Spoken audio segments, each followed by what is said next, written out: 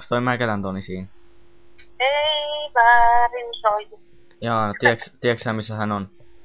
En tunne ollenkaan. Jaa, no osaatko sanoa, koska hän tulisi takaisin kotiin? Mä en tunne tämmöstä henkilöä ollenkaan. Jaa, no voisitko sä antaa... Tämmöseen firman numeroon, ihan työnumeroon. Jaa, no voisitko sä antaa hänen numeronsa? En. Toni Mäkelä. En yhtään tunne, mä en ole mikään keskusihminen. Sä voit kysyä tuolta puhelutiedostelusta sitten. Siis mut eikö Toni Mäkelä kertonut mihinkä hän meni? No kun mä en tunne häntä. No, ei sattuisi ole hänen puhelinnumeronsa. Ja luuria korvaan.